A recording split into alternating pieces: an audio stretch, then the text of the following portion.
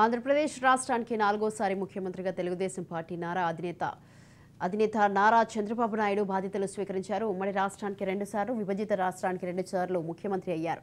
చంద్రబాబు సీఎంగా ప్రమాణ స్వీకారం చేయడంతో ఆయన ఎంత జీతం తీసుకుంటారు, దేశంలోని రాష్ట్రాల ముఖ్యమంత్రులందరికీ ఎంత వేతనం ఉంటుంది అనే వివరాలను తెలుసుకోవడానికి నెటిజన్లు ఆసక్తి చూపిస్తున్నారు.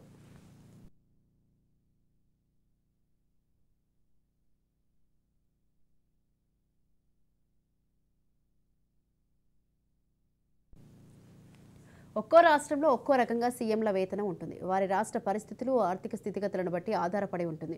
చంద్రబాబుకు ప్రభుత్వం ఇంటిని ఇస్తుంది, వాహనంతో పాటు భద్రతా సౌకర్యం కూడా ఉంటుంది. అలాగే దేశ విదేశీ పర్యటనలకు వెళ్లొచ్చు. దేశంలో కొన్ని రాష్ట్రాలు ప్రత్యేకంగా సొంత విమానాలను, హెలికాప్టర్లను కలిగి ఉన్నాయి.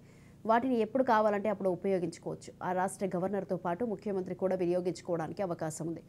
సమయం ఆదా చేయడానికి వీటిని ఎక్కువగా వాడుతూ ఉంటారు. రాష్ట్రంలో పయనించేందుకు హెలికాప్టర్, రాష్ట్రం బయటకు విమానాన్ని వాడతారు.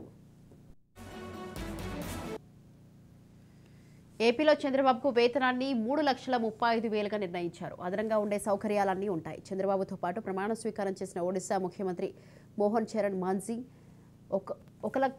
1.60 లక్షలు తీసుకుంటారు. అతి తక్కువ దేశంలో త్రిపుర ముఖ్యమంత్రి వేతనం ఉంది. ఆయనకు 1.05 లక్షలు తీసుకుంటారు. తెలంగాణ ముఖ్యమంత్రికి మాత్రం అత్యధిక వేతనం ఉంది. ఆయన 4,10,000 రూపాయలు తీసుకుంటున్నారు. దేశంలోని తొలి స్థానంలో తెలంగాణ ముఖ్యమంత్రి ఉంటున్నారు.